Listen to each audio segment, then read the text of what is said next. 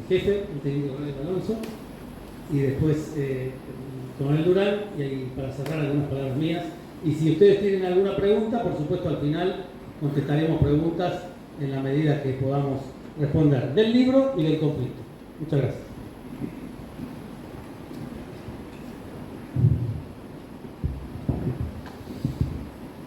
Buenas tardes, señores y señoras. Agradezco mucho al coronel mayor Gabriel Camilli la invitación que me ha hecho para presentar su libro. Para mí es un honor hacerlo y un privilegio. Como él dice, nos conocemos hace más de 40 años, pero con la curiosidad de que el coronel Camilli nunca fue subordinado directo mío. Es decir, que el conocimiento y la amistad que hemos frecuentado a lo largo de 40 años es, digamos, extra relaciones de mando y obediencia. Ha sido por amistad y por comunidad de ideas.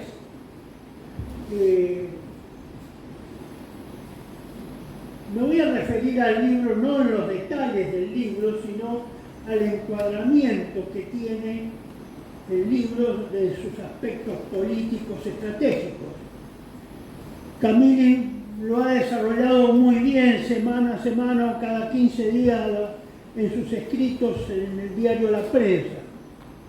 Ha ido transmitiendo al calor de lo que se informaba en el mundo, especialmente en Occidente, cuáles eran los avatares que estaban ocurriendo en Rusia. Sin embargo, eso tiene que ser puesto en un contexto político estratégico, porque de lo contrario es, digamos, si no se parte de esa concepción, difícilmente se pueda comprender cuál va a ser el resultado de esta ya hoy guerra. Se inició como operación militar especial por la invasión de Rusia a Ucrania en febrero de 2022 y que se ha mutado en una guerra, como lo han dicho algunas autoridades rusas hace pocas semanas, después del atentado, el último atentado terrorista que ha habido en Moscú, que de hecho lo han considerado por declaraciones propias del vocero presidencial ya una guerra. Es decir, de hecho, no todavía de derecho o jurídicamente.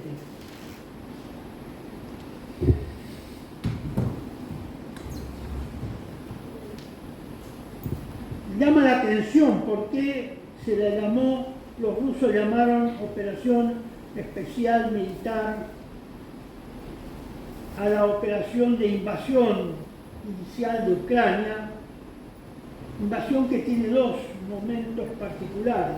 El inicial, de un avance bastante rápido para llegar en las proximidades o afuera, algunos pocos kilómetros de Kiev, y después eso mutó en una guerra de desgaste. Cambió la concepción estratégica de los rusos. Bueno, en principio, pero es por especulación y exclusivamente de mi autoría y responsabilidad, supongo que ese avance rápido es probable que haya tenido, es probable, digo, y supuesto, que haya habido alguna connivencia con elementos militares ucranianos de provocar un golpe de Estado o alguna conmoción interior en el camino de su aproximación a Kiev. Parece que eso no funcionó a mi criterio, y eso es lo que marca una de las causas, marcaría, por la cual cambiaron de estrategia.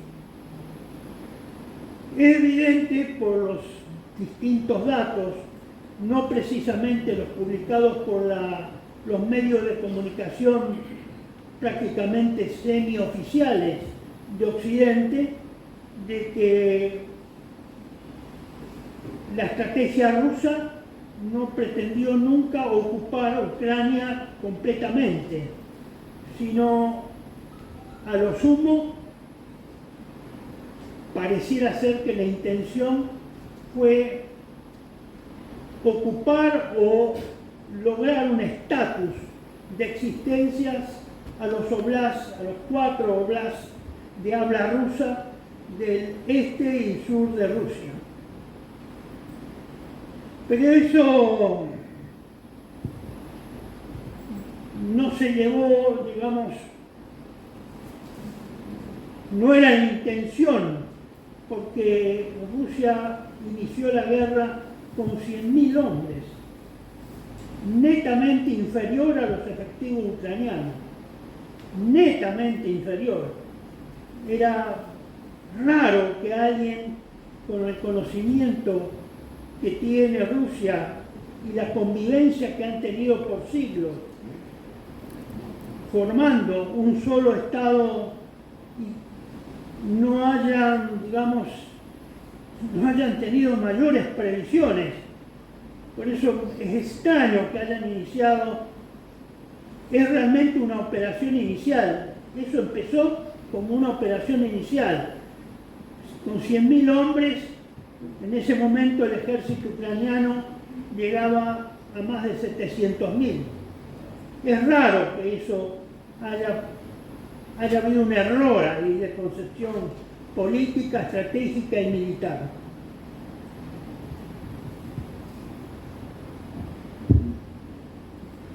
Se puede apreciar que Putin hizo una suposición falsa en su diseño de la operación militar, basado en la teoría de la elección racional.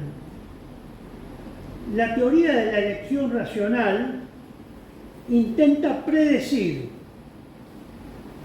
el comportamiento humano basándose en la suposición de que las personas habitualmente toman decisiones en todos los aspectos, economía, política y la vida diaria, que se alinean con su mejor interés personal. El problema con esta teoría es que los seres humanos no son totalmente racionales, no somos totalmente racionales, en la medida que no se toman las decisiones guiados exclusivamente por la razón. Hay otros factores que intervienen en las decisiones. De hecho, pareciera que la mente humana es como una caja negra. Es posible observar lo que entra y lo que sale de la caja negra, pero el proceso intermedio entre la salida, entre la entrada y la salida, eso es oscuro, eso es opaco. No se puede determinar qué es lo que pasa, cuáles son los factores y en qué medida cada factor influye sobre los otros para tomar una decisión, porque eso no se ve, no se puede saber.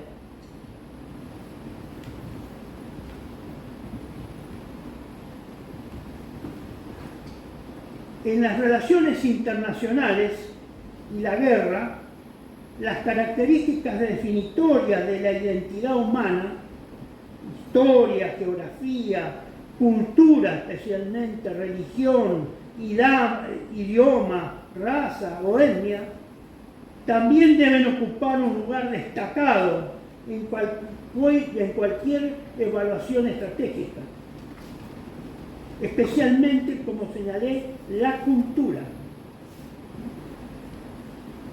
Un prolífero ensayista norteamericano, Peter Drucker, recuerda a sus lectores que la cultura es la base del capital humano.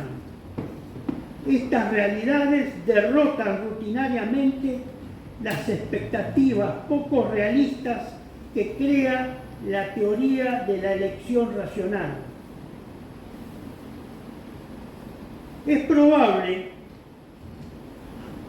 que la conducción rusa, diplomática y política, haya creído que Washington y el mundo occidental era proclive y cauteloso, como lo había sido hasta ese momento, hasta el año 2022, como lo demuestra todo el desarrollo de la Guerra Fría, cauteloso y respetuoso del poder nuclear ruso, como también lo era Rusia respecto al poder nuclear de Estados Unidos y de otras potencias occidentales. Pero es evidente que la clase política norteamericana, probablemente sin una comprensión realista de Rusia y de Europa del Este y de los personajes que dominaban el escenario del poder mundial, suscribió la noción del difunto senador John McCain de que Rusia era una gasolinera con armas nucleares. Y eso se observa a lo largo de todo este periodo de 2 años de guerra. La subestimación que se hizo del poder militar, político y estratégico de Rusia. Se lo subestimó. Y es probable que eso haya llevado a los que deciden la política mundial y a los personajes que gobiernan en Washington a también subestimar cuál era la profundidad de las decisiones de Rusia, olvidándose que desde 1991 Rusia y especialmente el señor Putin había tratado de convencer a Occidente de que había que poner ciertos límites al avance o al desarrollo o a la proyección de poder de la OTAN hacia el este, ya que eso, de confirmarse una proyección agresiva de Rusia, de la OTAN hacia el este, significaba para Rusia y para la concepción cultural, política y estratégica de los rusos una amenaza de existencia. El señor Putin no es un hombre, pareciera ser, que toma riesgos, es muy cauteloso, según todo lo indica, muy frío. Por eso pareciera ser que abandonó el incrementalismo o gradualismo como actitud política estratégica y rápidamente, a los pocos días de avanzar en el interior de Ucrania, reorientó las fuerzas rusas hacia una estrategia operacional defensiva y de desgaste, y en el terreno táctico a una defensa elástica o móvil, una medida de economía de fuerza diseñada para minimizar las pérdidas rusas y maximizar las pérdidas ucranianas, hasta que las fuerzas rusas pudieran regresar a las operaciones ofensivas.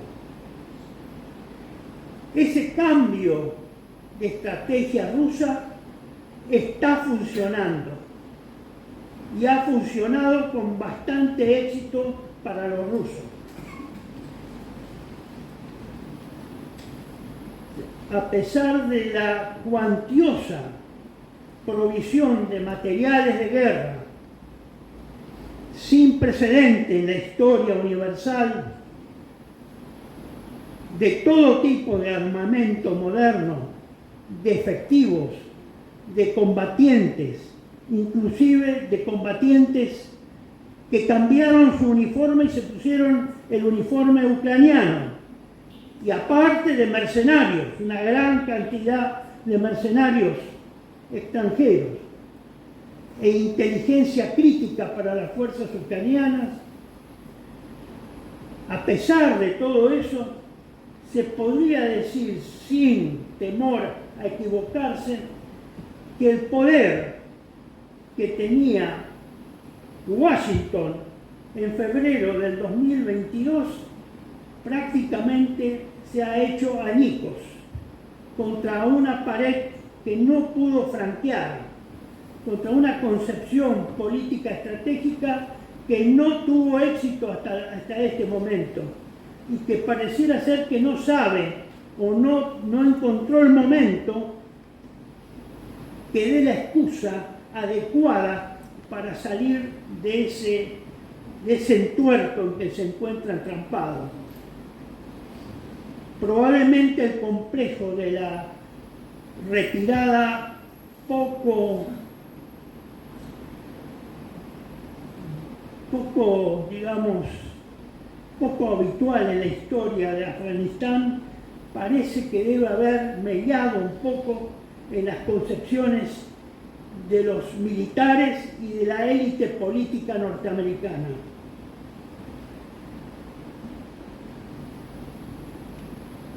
La estrategia de desgaste de Rusia ha logrado un éxito notable. No es una idea mía esta, yo me baso especialmente en los trabajos constantes y en las conferencias y apariciones que hace el coronel Douglas MacGregor del ejército, coronel retirado del ejército norteamericano, habitualmente por distintos medios alternativos de información. Y en esto aprovecho para señalar que el poder occidental o el poder norteamericano, que es el director de la guerra desde el punto de vista occidental, el que dirige la guerra en su conjunto, digamos, ha sido reforzado y amplificado en sus operaciones psicológicas y en sus operaciones fundamentalmente de propaganda por los medios de comunicación del Occidente, porque es la falsificación de información y la diseminación de información falsa o agrandada de las acciones ucranianas u occidentales en Ucrania ha sido hasta ahora bastante considerable. Llama la atención ese auxiliar oculto que tiene en la guerra, en esta confrontación, el llamado Occidente, que es Occidente en cuanto a denominación y pertenencia geográfica. No es el Occidente espiritual que nosotros conocemos, es una designación geográfica, porque Occidente como entidad espiritual, a mi criterio, no tiene identidad, perdió su identidad. Es una cuestión meramente geográfica. Digo que perdió su identidad porque sectores norteamericanos y europeos de la opinión pública son más izquierdistas que lo que fueron probablemente los comunistas o la escuela de Frankfurt, que fue una invención magistral de los factores de poder que movieron y movilizaron bajo cuerda el comunismo a lo largo de 70 años.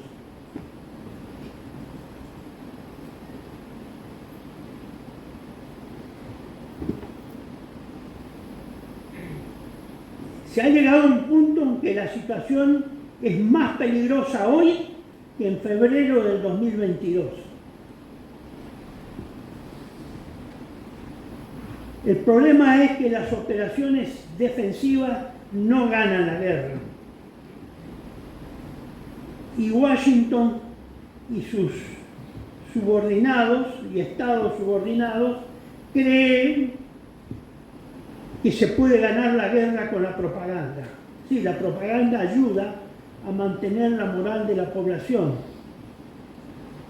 y a influir en la población enemiga, pero no sirve para ganar la guerra.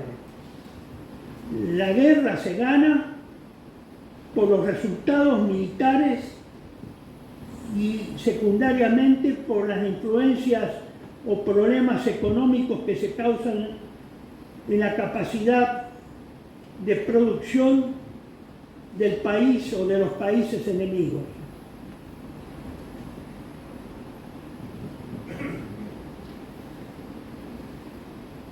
Pareciera ser, según opinión del coronel MacGregor, que los oficiales de Estado Mayor en el Pentágono,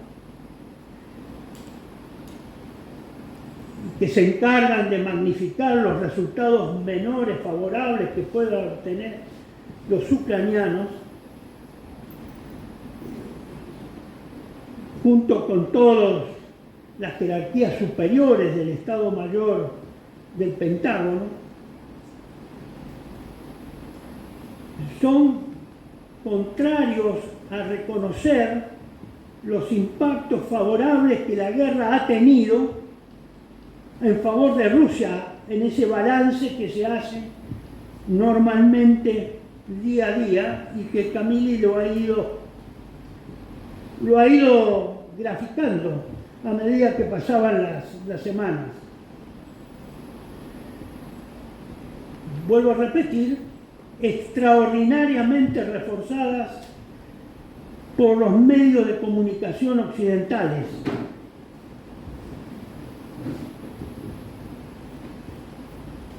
Que normalmente han considerado a las fuerzas y elementos rusos como disfuncionales, sumidos en la corrupción y la pereza,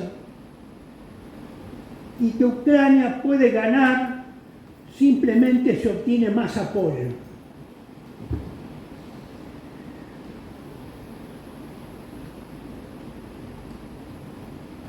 Hoy esa posibilidad de apoyo se ha visto menguada a partir del 7 de octubre con la guerra de Israel con Hamas, en la cual ha debido Occidente desviar sus recursos en parte a Ucrania, en menor medida porque le han quitado recursos a Ucrania para dárselos a Israel.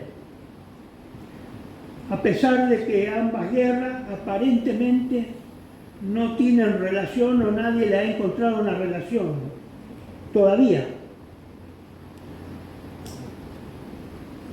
Igual puede decirse a esta actitud a la que últimamente hemos estado escuchando del presidente de Francia, Emmanuel Macron.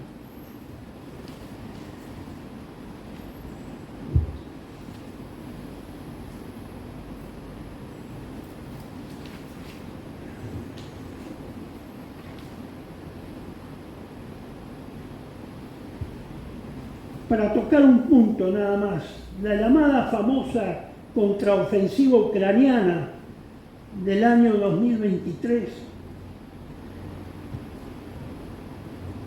tan exacerbada en sus efectos positivos por esta prensa occidental,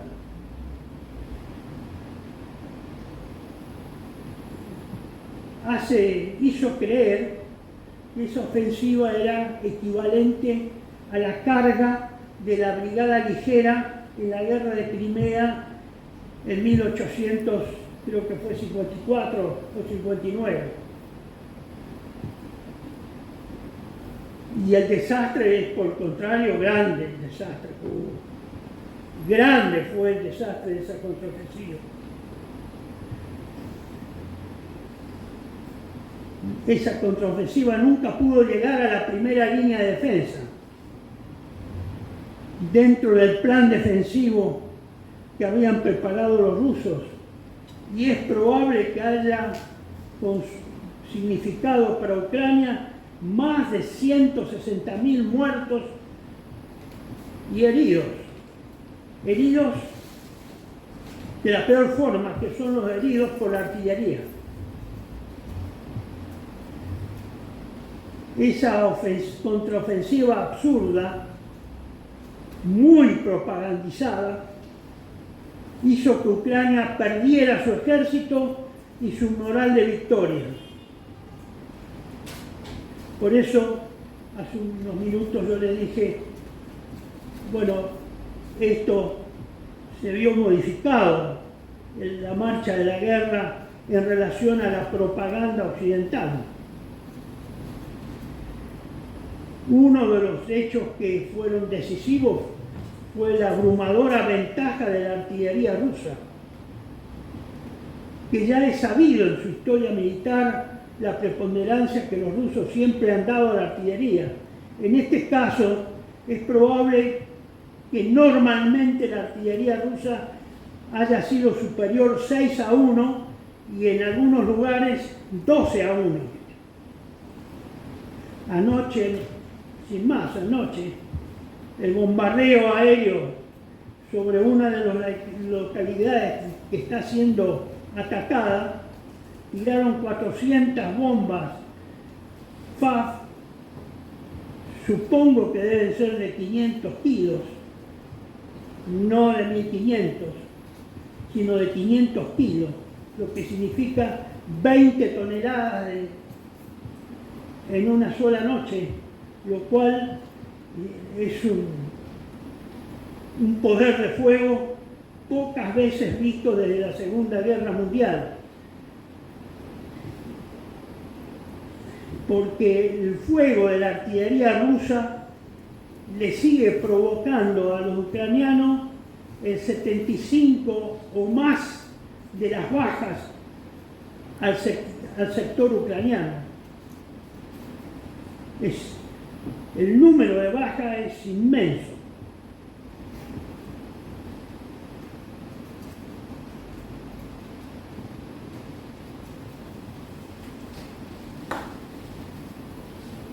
El otro factor novedoso que interviene en esto fue el uso muy aceitado, muy bien realizado, muy bien preparado, que sorprende que el Occidente no haya tenido noticias de esa capacidad rusa de organizar el sistema de inteligencia, vigilancia y reconocimiento relacionado estrecha y directamente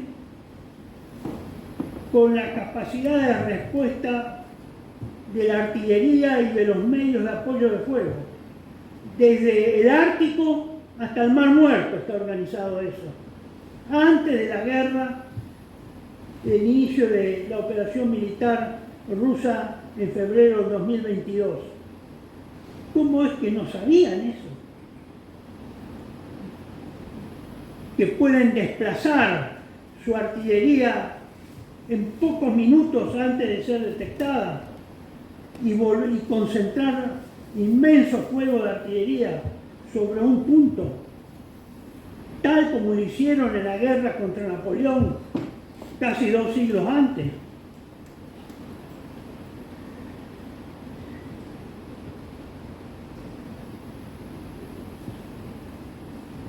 Otro elemento característico fue el incremento de la actividad aérea rusa con bombardeos de precisión, pero masivos. Una parte de lo que yo le acabo de relatar del bombardeo que ayer ocurrió en una de las ciudades que está siendo atacada en forma terrestre. Y esa precisión es porque ellos han desarrollado una capacidad especial, técnica y de comunicaciones que permite al comando ruso que todo lo que se ve en el campo de combate, no solo en el frente, sino también en la retaguardia, todo lo que se ve puede ser atacado, pero no dentro de una hora, dentro de media hora, casi instantáneamente, me refiero a pocos minutos.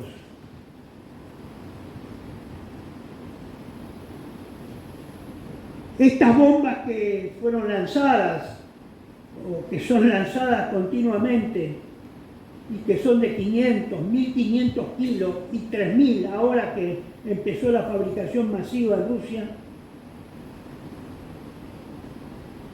tienen la particularidad de que son bombas de la Unión Soviética, no es que son bombas de reciente invención, son bombas antiguas, enormes, pero que le han encontrado una aplicación que modifica su empleo.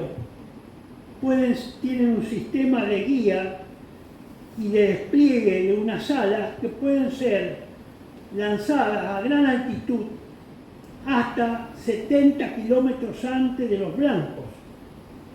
Y por lo tanto, eso impide que el avión pueda ser detectado por la artillería antiaérea ucraniana, la poca que ha sobrevivido.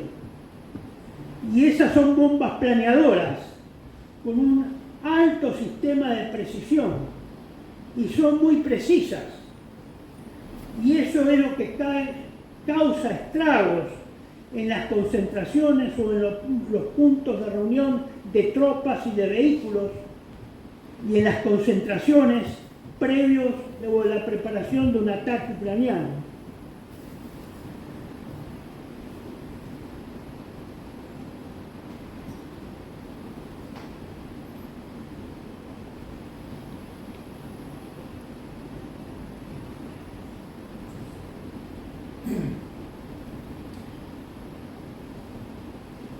Otro de los factores que ha influido desfavorablemente en Ucrania y que no se hace notar es la carencia de vehículos blindados, porque han sido grandemente destruidos. Miles de tanques y de transportes de blindados de personal o de infantería, miles. La falta de munición es apabullante. Occidente no tiene la capacidad industrial para producir la cantidad de munición equivalente a la que utiliza Rusia. ¿Cómo puede ser que eso haya ocurrido o no hayan sabido los estados mayores que eso iba a ocurrir, que iba a pasar? Pero pasó y está pasando.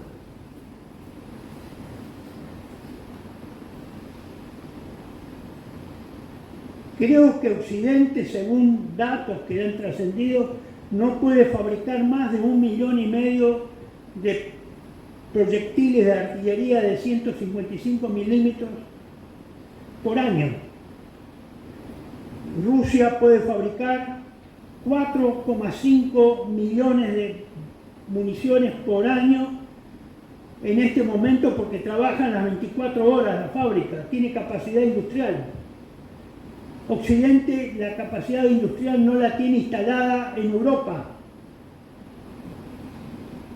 Además, pareciera ser que Rusia ha reforzado su artillería y su capacidad artillera de munición, de abastecimiento, con la provisión de Corea del Norte. El otro factor es la falta de descanso y de rotación de las tropas. Se cita, por ejemplo, a la 110 Brigada de Infantería Mecanizada, que hace 2 años que no fue relevada de combate ni ha tenido rotación.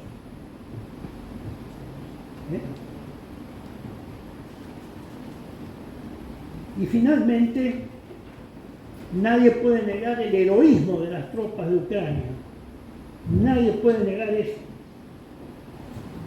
probablemente hubiera merecido una mejor conducción militar, ¿no? Y de guerra. Es probable que Ucrania haya alcanzado en muertos solamente entre 450.000 y 500.000 muertos. Pues eso está muy escondido por la propaganda mediática de los medios de comunicación que responden al unísono como si hubiera un solo propietario y un solo director de cómo se dirige la acción propagandística o de informativa hacia el mundo y especialmente hacia Occidente.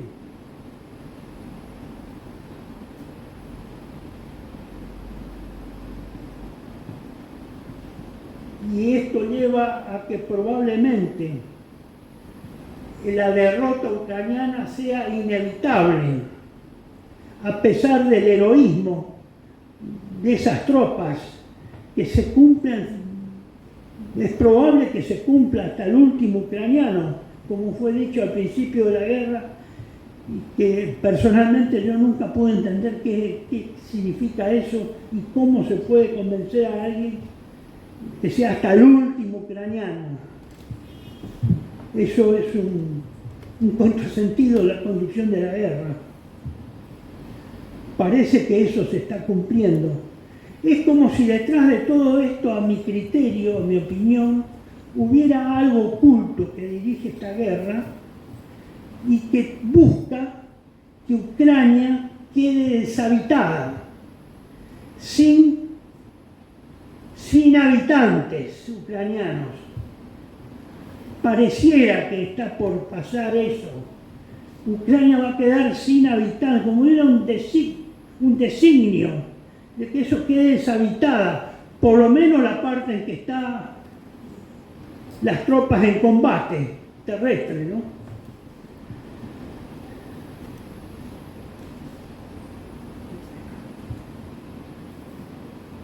El problema es la irresponsabilidad, a mi criterio, de la conducción política militar ucraniana,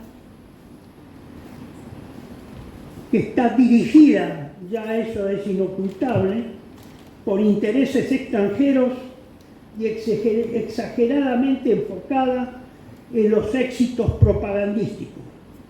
Han convertido a la propaganda en un arma de guerra, pero la propaganda, para ser un arma de guerra, tiene que tener detrás hechos concretos que aseguren que eso es así. Acá no los hay.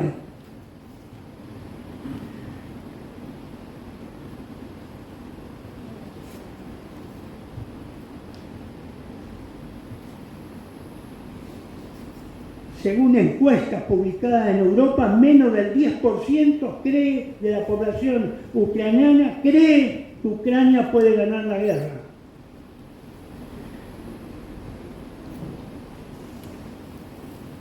El avance ruso parece lento y metódico, destinado a preservar y a conservar las vidas de sus propios efectivos y a destruir sistemáticamente la capacidad del ejército ucraniano.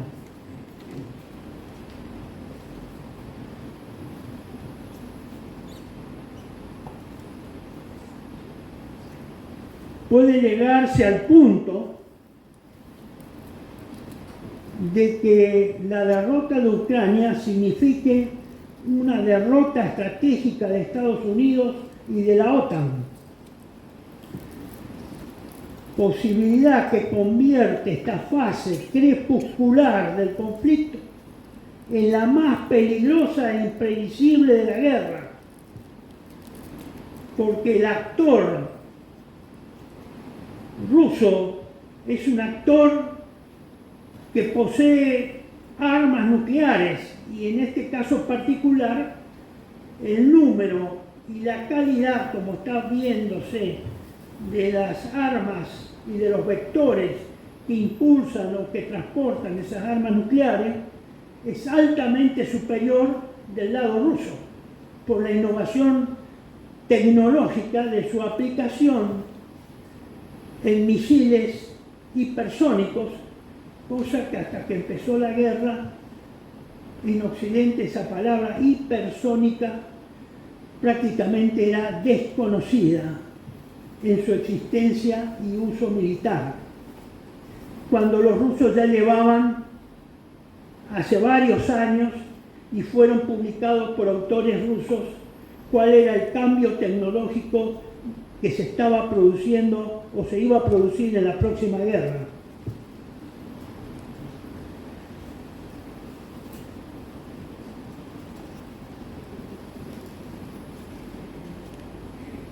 Esta idea de percibirse una derrota estratégica militar de Occidente es de imprevisible consecuencia, porque está latente la intención del uso del arma nuclear.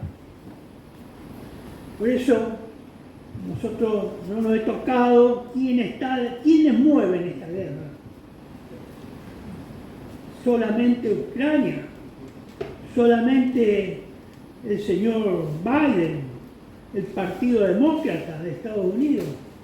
Debe haber personajes mucho más poderosos e influyentes en el mundo que están dirigiendo y que es vital el triunfo sobre el sector ruso y que parece que no pueden conseguirlo por los medios convencionales, con lo cual se está a tiro de hacer uso de lo que se tiene. Cuando uno pierde y está perdiendo y puede perder escandalosamente, y que es el uso de las armas nucleares. Digo esto parte y me permito señalar esto, porque anoche me he enterado a través y esta mañana con asombro, por eso estuve buscando mucho tiempo a ver si podía certificar esto, de que la Argentina está por entregar o está por enviar materiales de guerra a Ucrania o personal militar a Ucrania. Es decir, estamos por intervenir, pareciera ser, vaya a saber por qué misterios, intervenir en un problema que no es nuestro, en donde no hay un milímetro del interés nacional argentino en juego.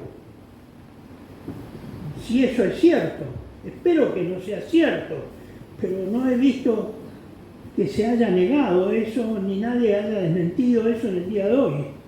Así que no me extrañaría que alguna cosa rara, Argentina, rompiendo su tradición diplomática de neutralidad en los conflictos externos e internacionales, fuera de nuestro continente, podamos nosotros poner algún grano de arena para aumentar el calor de ese fogón que se está incendiando hace 2 años.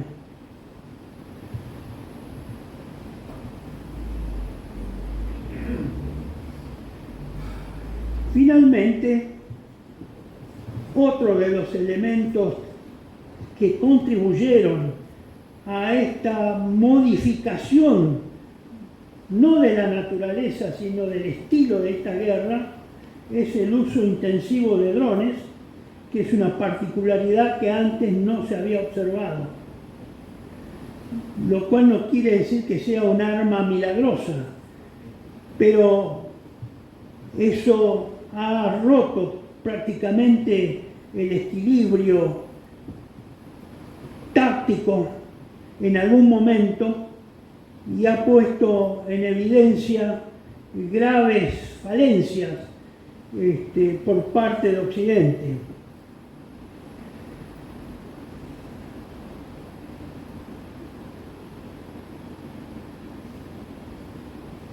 Por otro lado, hay que considerar que la guerra en Ucrania por ahora se va a decidir en la tierra y en el apoyo aeroterrestre. no se va a decidir en el mar. Es decir, es poca la intervención del factor naval o del elemento naval en el resultado de la guerra. Por lo tanto, es previsible que esta guerra y en estos días o próximas semanas pueda tener algún vuelco indeseado por la actitud que tome uno u otro de los factores o de los elementos que están interviniendo en ella.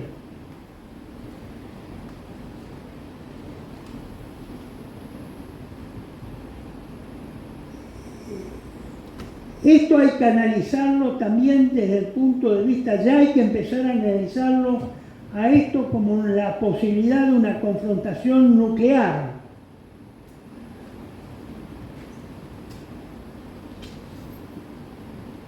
Porque los elementos están al alcance de ambos contendientes. No es una rareza, no es una osadía lo que yo le estoy expresando. Hasta ahora ha habido mucha contención y respeto mutuo, pero hay errores técnicos o errores humanos que hay que contabilizarlos dentro de los factores no racionales, como se ha dicho, no racionales.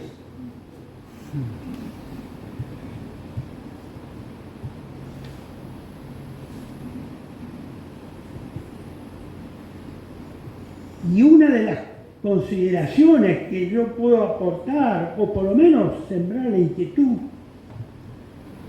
a lo mejor muy arriesgada, es decir que la disuasión nuclear está fracasando, porque pareciera ser que se está provocando continuamente al sector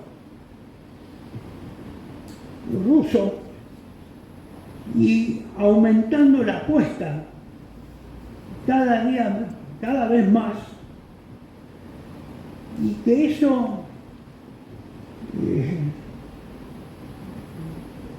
lleva, como decía, necesariamente a que finalmente alguien disponga de que se haga uso de esas armas nucleares. Hasta ahora había miedo en ambos bandos respecto a esta posibilidad. Hubo una cultura durante 70 años de que eso no iba a ocurrir. Hoy es factible que pueda ocurrir.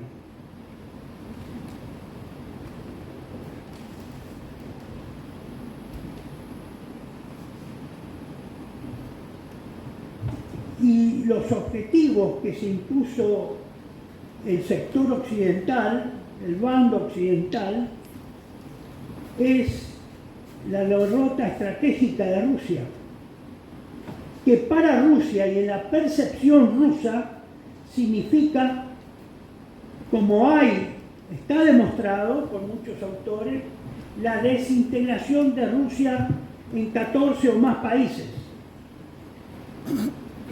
Eso es lo que está en juego, eso no se publica en el occidente, pero esa es la percepción de los rusos, que puede estar equivocada, pero es lo que ellos creen, y le han hecho creer que detrás de su derrota hay la desintegración de Rusia en 14 países o más.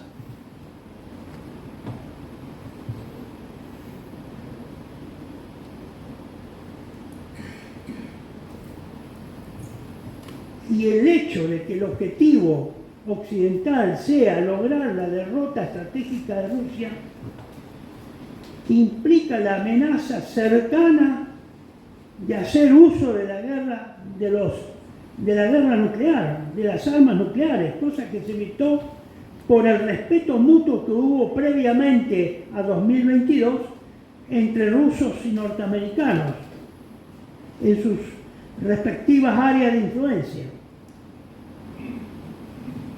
Por eso ha habido una estabilidad estratégica.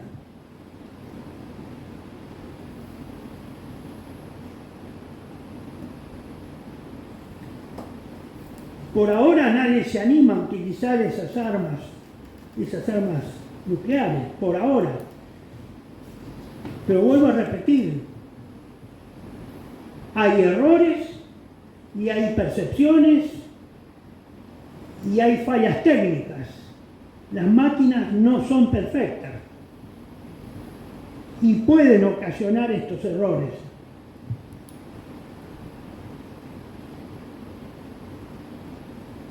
El problema es cómo se ha pretendido neutralizar o derrotar a una potencia nuclear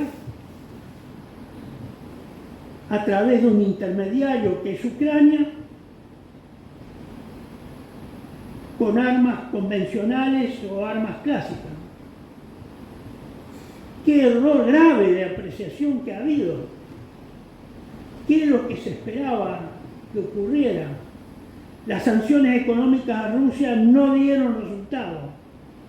Hoy Rusia militarmente es más fuerte que hace 2 años, no menos fuerte, es más fuerte, tiene más capacidades militares. Entonces,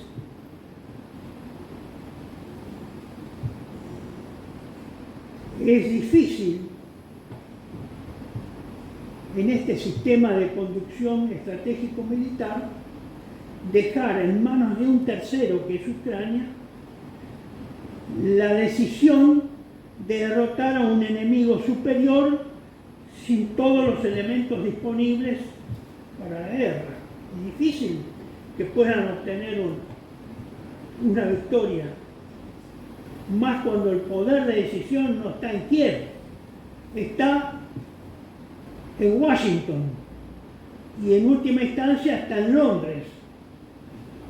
Por eso es altamente probable que si hay una guerra nuclear,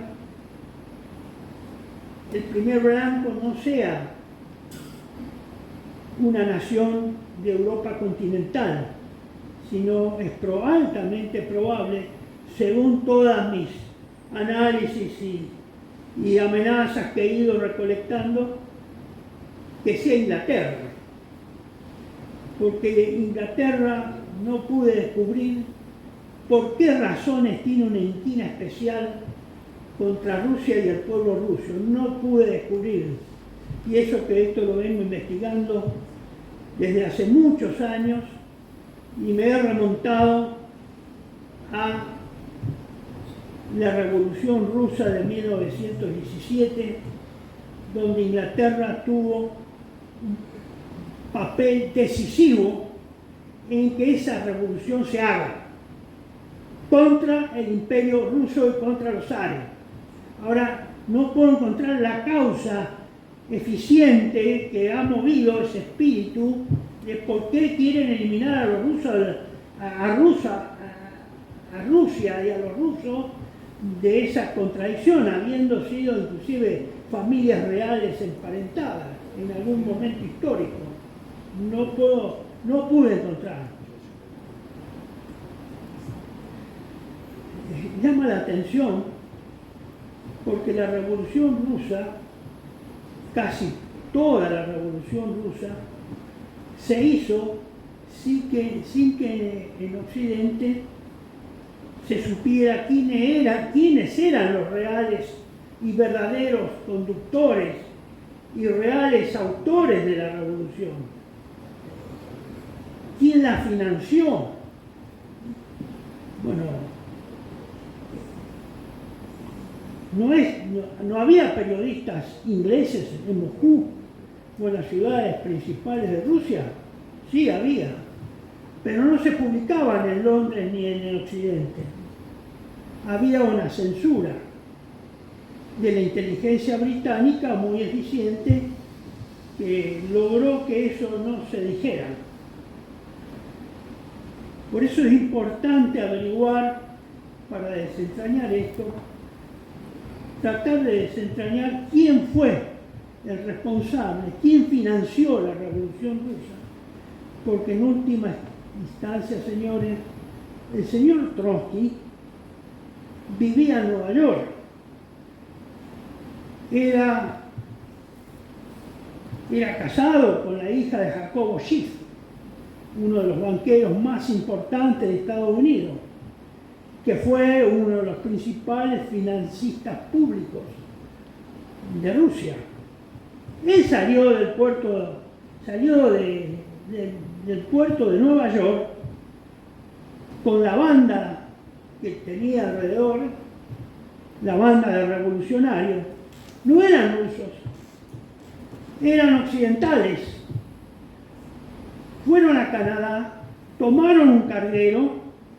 El presidente Wilson tuvo que llamar a Canadá a la autoridad correspondiente para que se impidiera que ese, todavía no había salido el buque, saliera de Canadá el buque salió igual y llegó a Rusia con esa carga, con Trotsky y todos sus amigos, el gang, que eran los verdaderos terroristas y dirigentes de la Revolución Rusa.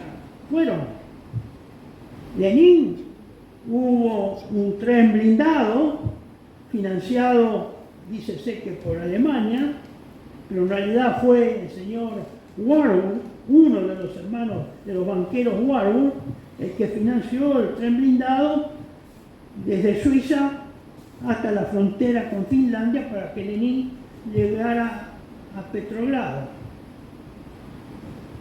Es decir, que acá hay cosas misteriosas que no se han podido desentrañar, se saben, pero no hay prensa para difundir eso, porque la prensa está controlada y la ficción democrática supera, en la realidad es superada por esa ficción, digamos,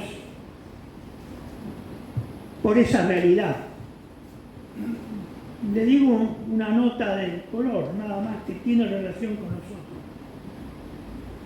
Uno de los agentes de inteligencia en su momento durante la Revolución Rusa, que fue desplazado a Moscú por el MI6, fue un espía inglés que operó eficazmente para neutralizar a los periodistas ingleses de Moscú. Eso yo lo he publicado varias veces en partes en Patria Argentina. Bueno, ese señor agente fue el que después, varios años, 2 décadas después, dirigió la operación que condujo al lugarteniente de Hitler a lanzarse en paracaídas sobre Inglaterra. Debe haber hecho una buena carrera en su profesión de agente de inteligencia para eso. Ahora, lo que los argentinos no sabemos es que ese señor, después de terminada la Segunda Guerra Mundial, fue embajador en Argentina durante 5 años. Y fue el que prácticamente diseñó la estructura que tendría la Antártida inglesa durante esos 5 años, mientras tuvo 4 años, mientras tuvo de embajador a partir de 1947 acá en Argentina. Y es la que está vigente internacionalmente. Es decir, que hemos tenido a una perla de la inteligencia inglesa como embajador en Argentina, y poca gente, ninguna diría yo, salvo aquel que le cayó por casualidad en Patria Argentina justo de ese número, y se haya enterado. Que fue un hallazgo de casualidad, no porque esté escrito específicamente en algún lado. Estimados amigos, estamos en lo que relata el coronel Camilli en ese libro pacientemente a través de distintos capítulos, se llega a esta situación de incertidumbre estratégica por los factores aleatorios que están en juego y que no tienen nada que ver con los intereses reales de los países que están haciendo la guerra, especialmente los occidentales. Lamentablemente Ucrania fue usada. A lo mejor alguno creerá que es un sacrificio, es un holocausto, no sé a qué Dios, en la cual deben ser sacrificados más de 500.000 o 1 millón, pueden llegar de víctimas, y esperemos que no sean más todavía en el mundo, con el uso de las armas nucleares. Esperamos que eso no se llegue a ese término y que Dios detenga la mano de lo que hoy están jugando con esos fuegos.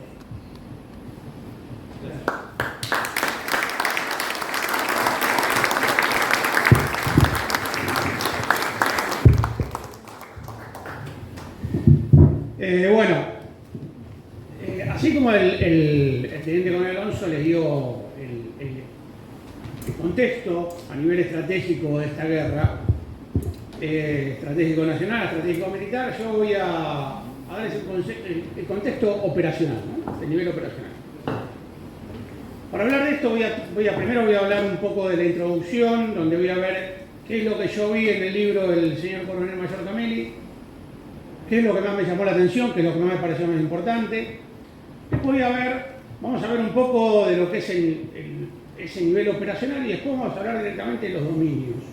Dominio terrestre, dominio naval, dominio aéreo, dominio de la información, y como mi corazón de operaciones especiales me impulsa, vamos a ver un minuto de lo que son las operaciones especiales en Ucrania. Bien, lo primero que uno ve del libro del coronel Cameli es la presencia de Clausewitz. Lo cual es muy importante, porque si no uno termina, ¿sí?, en las modas militares, ¿sí?, en las guerras, en la híbrida, en la cuarta generación, en la guerra simétrica, que no dejan de ser guerras, pero que han nacido de las modas que nos vienen impuestas en otros países donde decían, no, ahora lo más importante es la guerra contra el terrorismo. Entonces venimos de 20 años de la guerra contra el terrorismo, en lo cual nuestra propia doctrina se vio afectada, ¿sí?, y un ministro de Defensa, 23 de julio del 2018, dijo, no, las guerras entre estados no van más, los cañones y los tanques no sirven más, ahora lo que hay que tener son fuerzas ligeras. Y se encargó una reorganización de las Fuerzas Armadas, tratando de tener fuerzas ligeras, donde los buques de guerra de la Armada iban a ser reemplazados por buques de patrulla, donde los tanques por camionetas 4x4 y donde los aviones iban a ser reemplazados por aviones de transporte o aviones de apoyo logístico. Entonces, lo que pone el coronel mayor Cameli acá, lo primero es volver a las fuentes, volver a los clásicos del pensamiento militar, porque si no nos perdemos. Yo, particularmente, el año pasado, cuando todavía estaba en actividad, en la escuela de guerra, apareció uno explicando el nuevo enfoque doctrinario de la Fuerza Armada Argentina, y yo empecé a escuchar las cosas y dije, che, esto lo escuché en otro lado, ¿sí? Lo había leído en el libro de un youtuber español. Ya, empezamos a generar doctrina militar en base al libro de un youtuber español. Un youtuber español en su vida se puso un par de borseguidas, ¿sí? Entonces, uno dice, no, volvamos a la fuente. ¿Y por qué hay que volver a la fuente? Para evitar el amateurismo, ¿sí? El amateurismo arrogante que uno ve muchas veces cuando lee las redes sociales, cuando lee los diarios, Infobae, ¿sí?, cuando uno lee el Instituto de Estudio de la Guerra norteamericano. ¿Qué es lo que ve? No, destruyeron 5 tanques y los ucranianos y los rusos destruyeron 3. ¿Qué pasa con este amateurismo cuando no se tiene los fundamentos teóricos de las operaciones? Pasa que se queda en el fenómeno, en lo que se ve, en lo que se toca. Y la guerra no es 2 más 2 es 4. La guerra, ya lo dijo Clausewitz, sí, tiene un montón de cuestiones morales y cuestiones intangibles que hay que evaluar. ¿Sí? Entonces, si yo lo veo sin haber leído, sin tener la formación militar, que es una de las cosas que pone el coronel Camille en el libro, si yo me quedo en el hecho concreto, en lo tangible, ¿sí? Y no puedo hacer una apreciación sobre las causas de eso y sobre las consecuencias de eso y cómo se va a desempeñar. Hecha en la traducción, entonces, lo que más rescato de coronel Camille es volver a la fuente, volver a los clásicos, ¿sí? De esa forma evitar el amateurismo, ¿sí? Al analizar la guerra.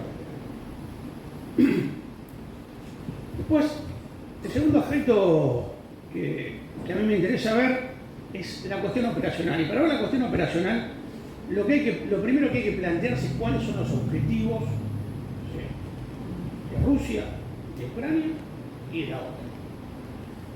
Los de Rusia son clarísimos. Es desmilitarizar, desnazificar, proteger Crimea y recuperar el Donbass. Esos son los objetivos. Lo dijo Putin en su exposición el día 24 de febrero del 2021. ¿Cuáles son los objetivos de Ucrania?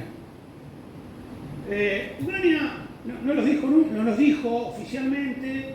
Uno tenía un comentario en Twitter de Podolyak, que es el asesor de defensa de Zelensky, que dijo, no, los objetivos de Ucrania son crear un cambio de régimen de Rusia, o sea, derrocarlo a Putin, ¿sí? Recuperar los territorios perdidos a partir del 2014, ¿sí? Y el último objetivo es desmilitarizar a Rusia. ¿Sí? Esos son los objetivos de Ucrania. ¿Cuáles son los objetivos de la OTAN? Los objetivos de la OTAN son degradar y balcanizar a Rusia. ¿Cuál es el problema acá? Que los objetivos de Ucrania y los objetivos de la OTAN no son compatibles, porque yo para degradar necesito tiempo. Y Ucrania lo que no tiene para recuperar su territorio es tiempo. No tiene ni tiempo ni tiene recursos humanos. Pues se están acabando. Ucrania es un país que tiene 44 millones de habitantes, que no todos viven en Ucrania. ¿Sí? Primer aspecto de la parte de la cuestión operacional. Segundo aspecto de la cuestión operacional es ¿cuáles son las fases de la guerra? Porque si no, yo no estoy hablando de las fases de la campaña. Pues las fases de la campaña las tendrá Gerasimov, ¿sí? Por un lado, y las tendrá Sirski por el otro.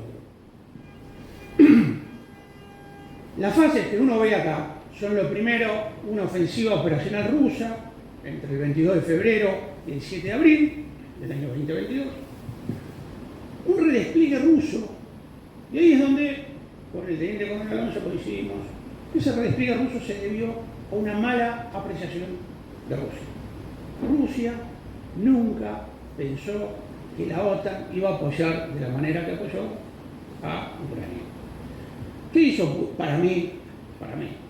Agregó un nuevo objetivo de la guerra, ¿sí? Que es la degradación de la OTAN. Degradar a la OTAN, destruirles la mayor cantidad de medios posible. ¿Qué es lo que están haciendo? Primera fase.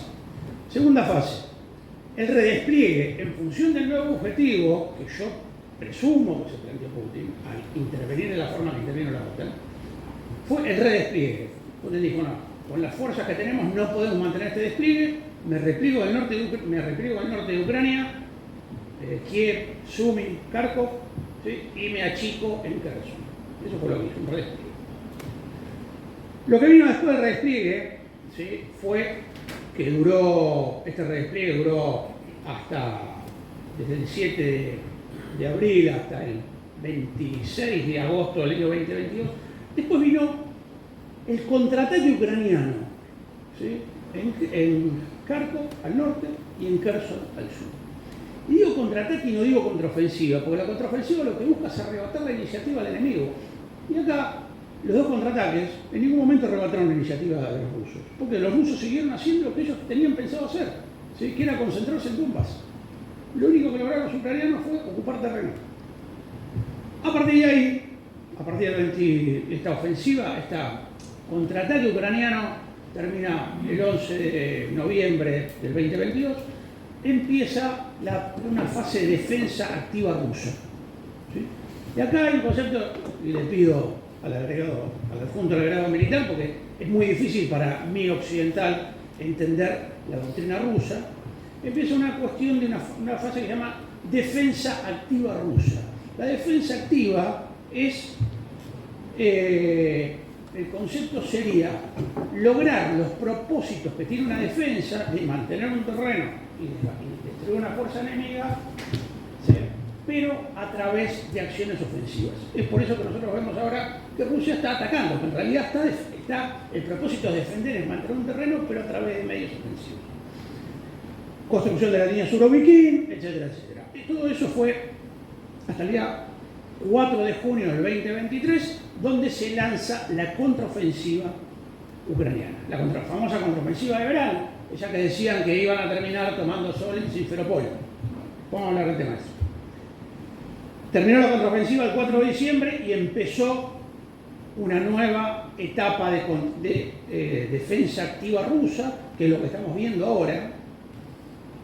Y en algún momento va a tener que haber, como decía el teniente coronel, para decidir esta guerra, la guerra no se decide a través de la defensa, se define a través de las operaciones ofensivas. Y yo no sé cuándo va a ser la contraofensiva rusa, no tengo la menor idea, pero sí sé lo que tiene que ocurrir para que exista una contraofensiva rusa. Para que exista una contraofensiva rusa hay que degradar a las reservas que le quedan a Ucrania, las reservas compuestas por los Leopard, por los Abrams, por los Challenger, por los Bradley, por los Marder y los F-16. ¿Sí? Una vez que Rusia, y además consolidar defensivamente los flancos de la contraofensiva rusa. Entonces, esas son las condiciones que tienen que darse para que Rusia pueda lanzar una contraofensiva. Vamos a ir ahora al dominio, disculpen si voy rápido, pero no quiero aburrirlos. Vamos al dominio terrestre. El dominio terrestre hay dos batallas hay muchas batallas, ¿sí?, pero dos que son básicamente decisivas, que son Mariupol, ¿sí?, y que son la contraofensiva ucraniana. ¿Por qué Mariupol? Y acá viene el conflicto con la narrativa occidental que decía que los rusos iban a tomar Kiev en 3 días. Bueno, eso no es mentira, era imposible por el propio despliegue. Lo que hizo Rusia, ¿sí?, fue amenazar Kiev y amenazar Odessa para aferrar fuerzas que, si no hubieran sido aferradas en Kiev y Odessa, hubieran ido a defender el puente terrestre en Mariupol y hubiera impedido que Rusia se comunicara por vía terrestre, ¿sí?, entre Rostov del Don y la península de Crimea. Ese es el principal efecto estratégico de la primera fase de la campaña rusa: conquistar el puente terrestre. No era conquistar Kiev, no era conquistar Odessa. Los ataques contra Odessa y Kiev eran exclusivamente para aferrar fuerzas, y de otra forma, esas 12 brigadas que estaban dando vueltas por ahí hubieran ido a defender Mariupol y Rusia no hubiera podido conquistar el puente terrestre. Y la segunda fase, la segunda batalla decisiva, es, mi modo de ver, la contraofensiva ucraniana. Contraofensiva que se basó en la tremenda subestimación de los ucranianos y de la OTAN hacia los rusos. ¿Sí? Subestimación basada también en una muy mala lectura de los contraataques del año 2022 en Kherson y en Kharkov. ¿Sí? Ellos se pensaron que le ganaron a los rusos, y los rusos no les ganaron, los rusos se retiraron. Hicieron una retirada, como las que había hecho Roma en el norte de África. ¿Sí? Lo que hicieron los ucranianos fue conquistar terreno. No destruyeron nada ruso. Y acá una de las cuestiones que tiene la doctrina rusa es: el terreno por sí solo no tiene valor. Lo que importa es destruir fuerzas enemigas. Que eso es una cuestión que la OTAN no entiende. ¿Por qué no lo entiende la OTAN? Porque la OTAN viene de 20 años de hacer contrainsurgencia. ¿Sí? Y para la contrainsurgencia lo importante es ocupar las ciudades, porque las ciudades es donde la contrainsurgencia se refugia y obtiene recursos. Donde la insurgencia. Y vienen con esa...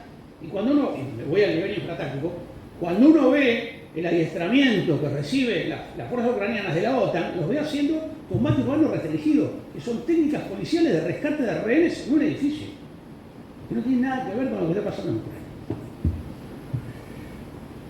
Bueno, entonces eso con respecto al dominio terrestre. Esta es una guerra eminentemente aeroterrestre, la decisión se va a obtener en tierra, pero no hay que olvidarse del dominio naval. Y acá, si hay oficiales, señores oficiales de la Armada, corríjanme si me equivoco. ¿Cuál es el problema de las armadas? ¿Cuál es la ventaja de las armadas? La gran ventaja de la Armada es la libertad de acción que tienen las flotas en el mar, que son muy difíciles de detectar y tienen una amplísima capacidad de maniobra. Esa es la gran ventaja que tienen las flotas. Estamos hablando de la teoría de Corbett, no Mahan. ¿Sí? Yo soy lector de Corbett. ¿Cuál es el problema del Mar Negro? El problema del Mar Negro, que los sistemas, y esta es una de las, esto me olvidé decir el primer punto, ¿cuál es la ventaja que tiene Ucrania respecto a Rusia? La ventaja que tiene Ucrania respecto a Rusia son tres cosas. Primero, la profundidad estratégica que le da la OTAN. Rusia no puede afectar la profundidad estratégica sin escalar el conflicto. Primero. Segundo, la logística que le da la OTAN. Rusia no puede atacar las fuentes logísticas sin escalar el conflicto.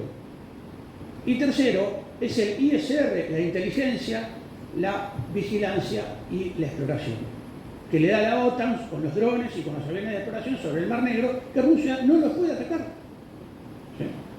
Entonces, en esa situación, en el Mar Negro, la flota rusa está atada de pies y manos, porque el Mar Negro, que era un mar en la guerra de Crimea, que era un mar un poquito más chico en la Segunda Guerra Mundial, ahora es una laguna. ¿Por qué? Porque está cubierta por todos los medios de inteligencia occidentales y está en el alcance de todas las armas occidentales, tanto misiles como drones navales. Entonces no es un problema de la flota rusa, ¿sí?, que le hundieron X cantidad de barcos, sino que eso es un problema que tendría cualquier flota del mundo operando en aguas restrictivas, como la tienen los norteamericanos y las flotas de la OTAN operando en el Mar Rojo, ¿sí?, que son aguas restrictivas, ¿sí?, que están bajo el alcance de los drones y los misiles de los Houthis, que son unos guerrilleros que andan en los jotas. ¿Sí?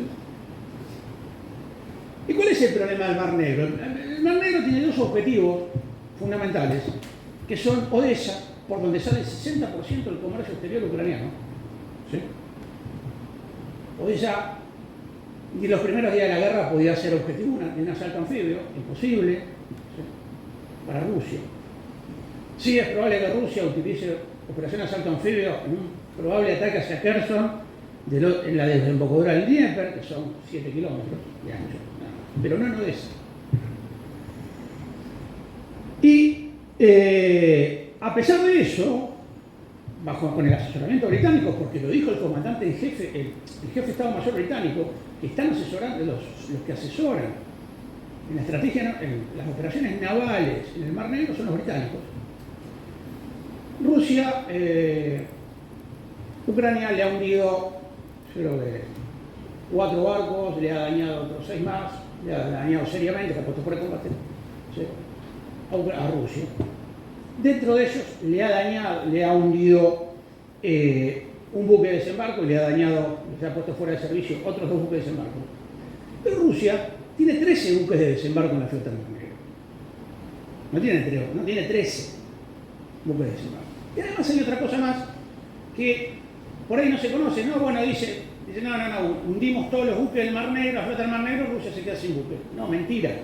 Rusia tiene un sistema creado en los años 50 que se llama el Sistema de Aguas Interiores Profundas, con lo cual le permite desplegar buques del Mar Blanco, del Mar Báltico o del Mar de Azov al Mar Negro. Buques con una eslora de 150 metros y con un calado de 3,5 metros. Sí, o sea que esos son los parámetros de un buque de desembarco, son los parámetros de una fragata con misiles Kalibr, o sea que Rusia puede meter en el Mar Negro todos los buques que quiera. Por más que los ucranianos le hundan los buques, Rusia puede meter más buques todavía. De hecho, incorporaron 3 fragatas lanzamisiles Kalibr la semana pasada. Pero ese no es todo el problema de por qué Rusia debe mantener el Mar Negro. Por el Mar Negro cruzan 2 gasoductos, que son el Blue Stream y el Turk Stream.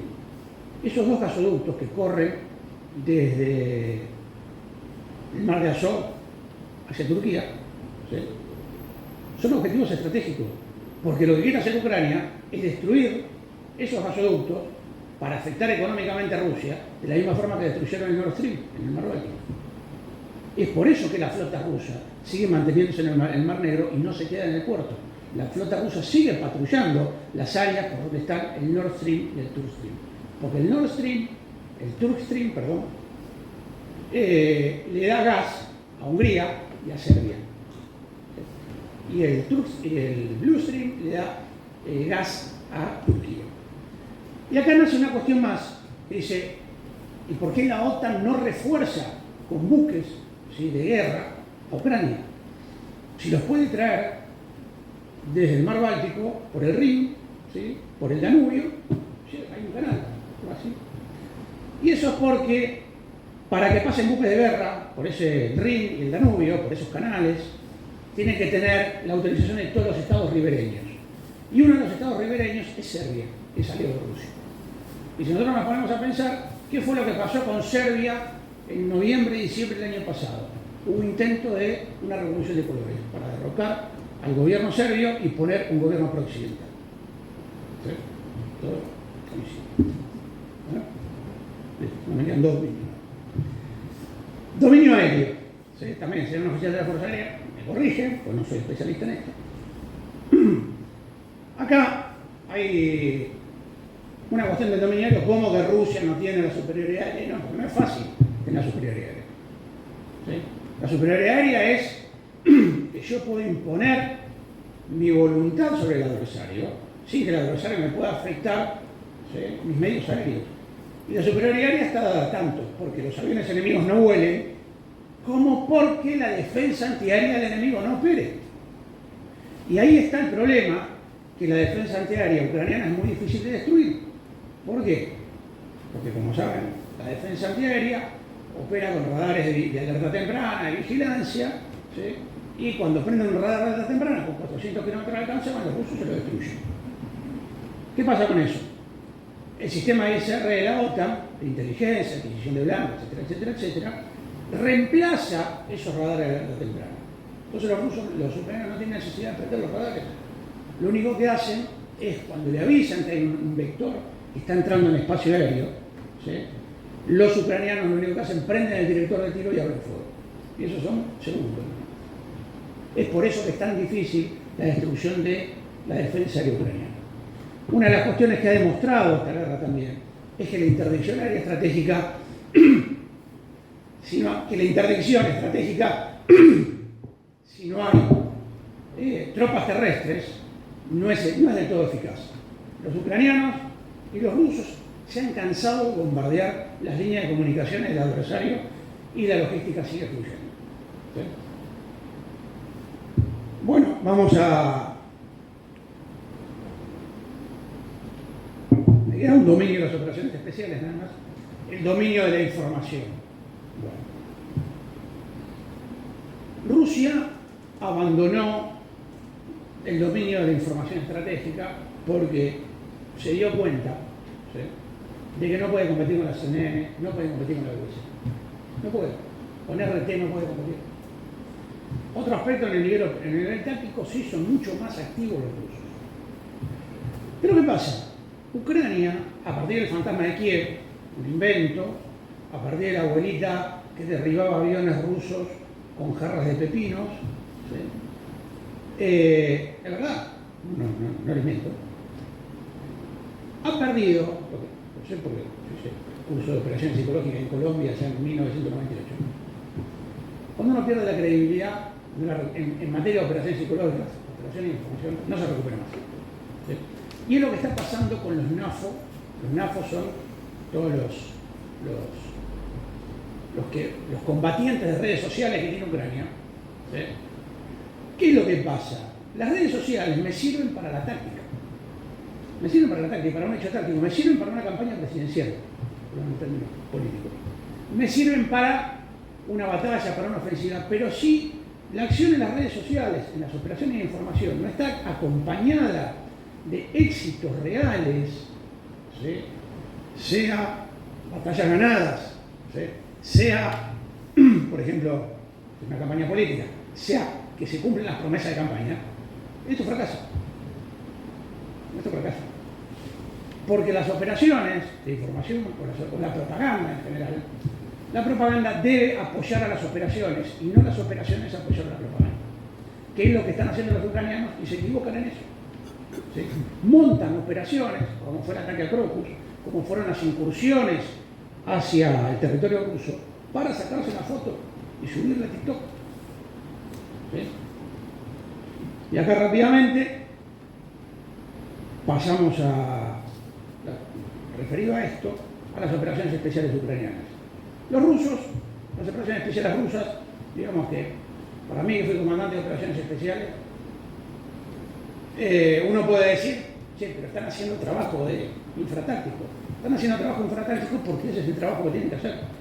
Y han hecho acciones importantes, como una emboscada, la 22 Brigada Spetsnaz, que ha destruido prácticamente una brigada blindada ucraniana, en Zaporizhia, con los Leopard, con los Bradley, con todo. Ha hecho una operación de gran importancia atacando a través de túneles a Avdiivka, ¿sí? Que por eso caía Avdiivka, por esa operación, los Spetsnaz rusos cavan un túnel de 1400 metros, ¿sí? Y aparecen detrás de la defensa de Avdiivka y ahí la defensa de Avdiivka colapsa. Y eso es lo que hacen los rusos. Sencillo. ¿Qué hacen los ucranianos? Los ucranianos hay un divorcio, ¿sí? Una de las cosas que nosotros en el Comando de Operaciones Especiales decíamos, siempre las operaciones especiales deben estar en apoyo a las operaciones del teatro de operaciones o a las operaciones del nivel estratégico militar. Siempre. No pueden estar desvinculadas una de otra. Bueno, ¿Ucrania qué hace? Ucrania ha tomado todos los vicios del Delta Force, del Team Six, del SAS, todos los vicios de pretender ser una fuerza armada aparte, ¿sí? Pretender ser una fuerza armada aparte, y hacer sus propias operaciones. Cuando el Servicio de Inteligencia ucraniano ataca el puente de Crimea, no hubo ninguna acción del teatro de operaciones para explotar ese éxito. Cuando ahora el GUR, el Servicio de Inteligencia ucraniano, del cual dependen todos los medios de operaciones especiales, ataca a Rusia, ataca a Belgorod, ataca a Kursk, no hay ninguna acción del teatro de operaciones ucraniano que acompañe eso. Están totalmente descoordinadas las operaciones especiales con las operaciones del teatro. Bien. Sí, bueno, nada más, esta pregunta la dejamos por aquí.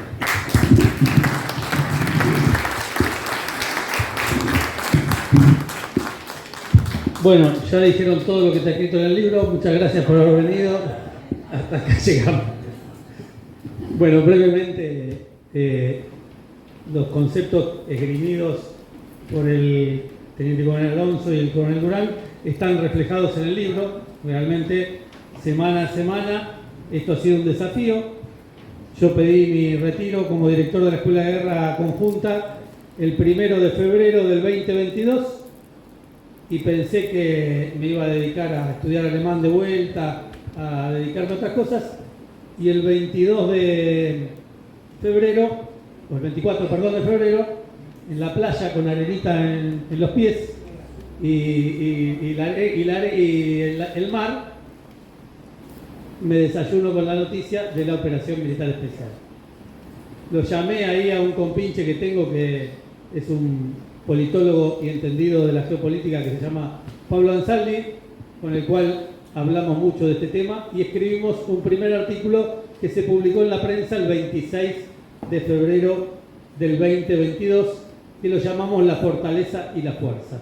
La fortaleza y la fuerza porque veíamos que había, de un lado, ya el 26 de febrero del 2022, por eso se llaman crónicas anticipatorias, nosotros veíamos que era la OTAN contra Rusia.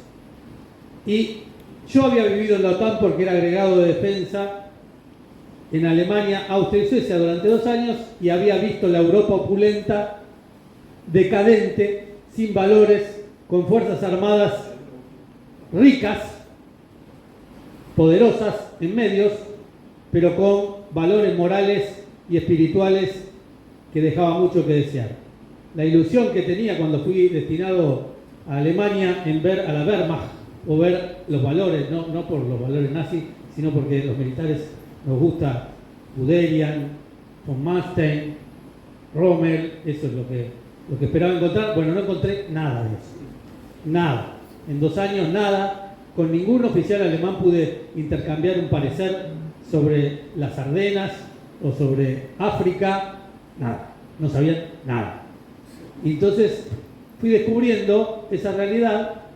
No se olviden que entre 2016 y 2015 está el 2014, entre 2013 y 2016 está el 2014, el 2014 fue la operación de Crimea.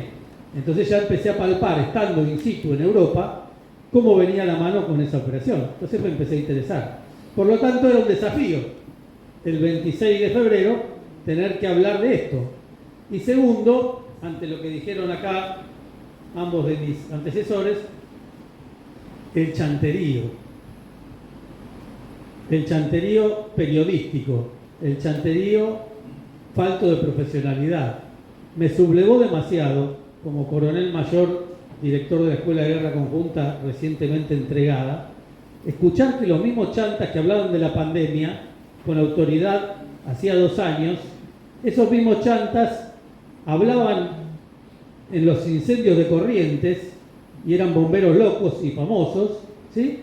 Y el 24 de febrero empecé a escuchar a los mismos chantas hablando de estrategia, de geopolítica, y dije no, por lo menos después de 40 años de estudiar, de ser agregado de defensa, de haber dirigido 4 años el Instituto Superior de Enseñanza más importante que tienen las Fuerzas Armadas, algo tenía que decir, era un desafío. Y no encontré mejor vehículo que el diario La Prensa, al cual agradezco,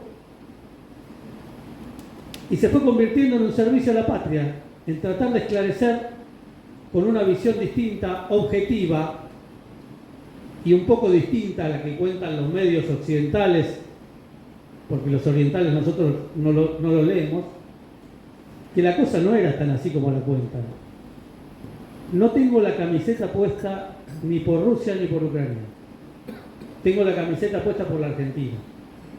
Y algo que sí me dio mucho olor feo y atufo fue cuando vi a Boris Johnson, a la ministra Tass y a la angloesfera metida detrás de Zelensky. Eso, un buen entendedor necesita pocas palabras. Eso me dio mal olor. Después de 40 años de formación, nuestros enemigos, estimados amigos, es la angloesfera. Nuestros enemigos mantienen una provincia ocupada de la República Argentina. Yo no me puedo olvidar de eso. Entonces, donde está mi enemigo, a mí me da mal olor. Entonces, gracias. Esto fue lo que me inspiró a seguir adelante semana a semana, tratando de desenmascarar esto, que siguiendo a Clausewitz, traté de ser profesionalmente objetivo, como lo fueron los 2 oficiales superiores que me acompañan. Absolutamente objetivos. Ninguno de los 3 recibimos un bonus track ni de Ucrania, ni de la OTAN, ni de Rusia. Nosotros lo hacemos con un sentido profesional. Y segunda cuestión, no había pensadores militares argentinos escribiendo en los medios. No puede ser. Hace 40 años que no hay una opinión profesional autorizada. Hace 40 años que las Fuerzas Armadas están canceladas para hablar. Yo no hablo de partidocracia, hablo de la política, hablo de la gran política, que es la política de las relaciones internacionales y la geopolítica. Nosotros tenemos que ver dónde nos insertamos. Y estamos jugando con fuego, como lo dijo bien mi jefe y maestro, el teniente coronel Santiago Roque Alonso. Estamos jugando con fuego, ya nos hemos metido en conflictos que no debíamos. Estamos indefensos.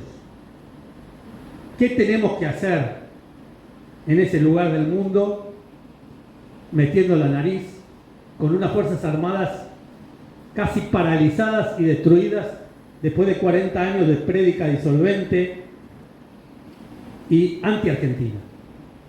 Yo tuve una conversación con el agregado de defensa británico en Berlín en el año 2015, mi par británico, con el cual teníamos una tensa amistad, respeto a los británicos, teníamos una tensa amistad por distintas circunstancias. hacía chanzas, nos cargábamos mutuamente. Y en una conversación con un par de whiskies encima, como es habitual en los agregados militares, dice que el agregado militar tiene el mal del codo, porque anda siempre con el tema del vaso en la mano. Bueno, un par de whiskies en la mano, el británico, que era brigadier, equivalente a lo que soy hoy coronel mayor, me dijo: mirá, Gabriel, siempre hablando de Malvinas, ustedes en el 82 tuvieron la capacidad y la voluntad para ir a las Islas Malvinas. Yo dije, sí, es así, tuvimos la capacidad, teníamos los medios, unas Fuerzas Armadas prestigiosas, serias, que hicieron lo que hicieron, con valor, con honor, y la voluntad, porque hubo la voluntad política de todo un pueblo y de alguien que lo decidió. Bueno, bien, mal, podemos discutirlo, pero lo que me estaba diciendo el inglés tenía razón. Me dice, y me miró fijo a los ojos, obviamente lo miré yo a él, y me dijo: la voluntad nosotros no la manejamos, pero la capacidad sí. Y nosotros nos vamos a asegurar que ustedes no tengan nunca más la capacidad para volver a Malvinas. Con lo cual me corrió un hilo de frío desde la nuca hasta ¿saben dónde? No podía poner cara de nada, puse la mejor cara, la tanada igualmente me sale y no la pude ocultar. Mis ojos encendidamente enojado. Le dije, bueno, veremos, Dios dirá cómo se termina esta partida. Pero el inglés me lo dijo en el año 2015 mirándome a la cara.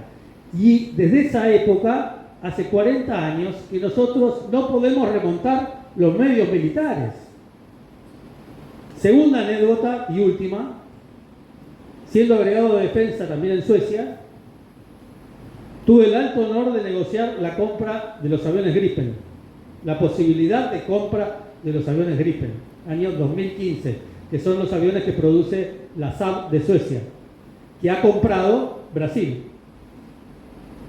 En mi primera visita oficial a Estocolmo, el Ministerio de Defensa de Suecia es muy chiquito, son 150 personas. El viceministro de Defensa me dijo, mira, ¿por qué no hacen ustedes, 2014 cuando me presento cartas credenciales, digamos?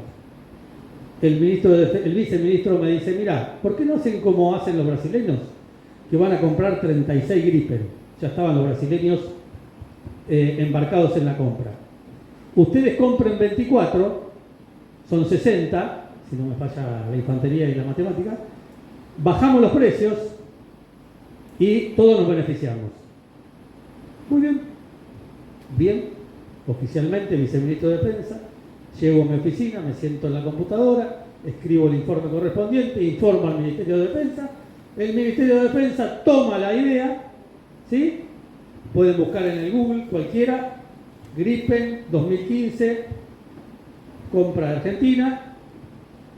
A las 2 semanas o 3 leo en el diario La Nación de la Argentina intentará comprar 24 aviones Gripen. Dije, la pegué. Digo, voy a intervenir en una cosa importante con el amor que tengo hacia la Fuerza Aérea y ver a nuestra Fuerza Aérea sin avión de caza. Digo, qué bueno, siendo agregado aeronáutico y no siendo de la Fuerza Aérea, me sentía contento como argentino. Que íbamos a tener de vuelta 24 aviones caza de primera generación. Fenómeno, salió en los diarios, búsquenlo en Google para ver en qué no le miento. No va a decir Camili porque no sale el nombre mío, pero me sentía orgulloso. Pasaron 2 meses, me llaman a Berlín desde Estocolmo, me dice, la primera vez que venga de vuelta a Estocolmo, por favor, pase por el Ministerio de Defensa para charlar algunos temas. Bueno, fenómeno. Volví a Estocolmo 2 o 3 meses después, me agarraron 2 oficiales de la Fuerza Aérea Sueca, los cuales conocía, y me dijeron, Gabriel, lo tuyo... Así. Yo dije, ¿qué significa lo tuyo? Y me dice, los ingleses vetaron que nosotros le vendamos a ustedes los aviones Gripen. No se lo contaron a otro, se lo contaron a este personaje que está acá hablando. Entonces, me volvió a la mente lo del inglés, la capacidad y la voluntad. Entonces, esto también fue motivo para obligarme a seguir este conflicto, a seguir esto, con una visión de enseñanza y tratar de tirar todas las semanas un centro para que alguien agarre para la defensa nacional. No hay interés espurio ni ningún otro interés. Cada semana, día a día, voy viendo qué le puedo sacar a este conflicto para la Argentina, para las Fuerzas Armadas de nuestra nación. Esa es la única motivación que nos mueve. Y además, para cerrar y terminar y agradecerles a ustedes esta paciencia, les quiero anunciar que hoy vamos a manifestar que desde hoy y con este acto, bajo el liderazgo del teniente coronel Santiago Alonso y junto al coronel Durán, vamos a dar lanzamiento a algo que se va a llamar Núcleo Argentino del Pensamiento Militar. E invitamos a todos los pensadores militares que quieran sumarse a esta patriada a formar parte del Núcleo Argentino del Pensamiento Militar que acabo de fundar en este mismo momento.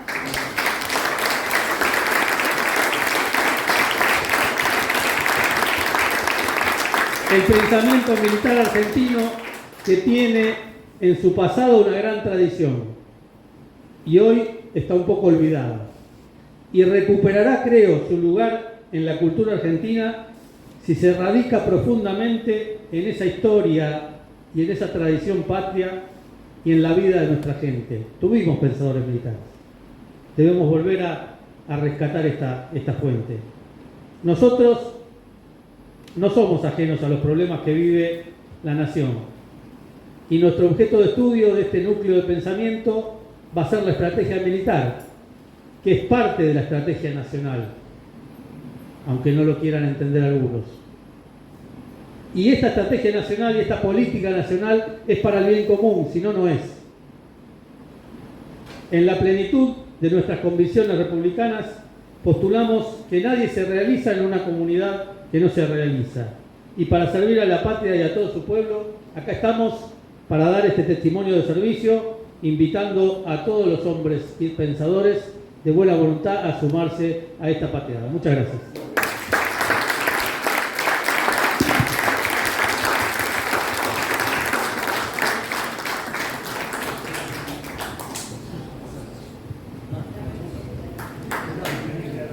Bueno, agradezco la presencia de todos ustedes, espero que lo hayan pasado bien y será hasta la próxima. Muy amable, gracias.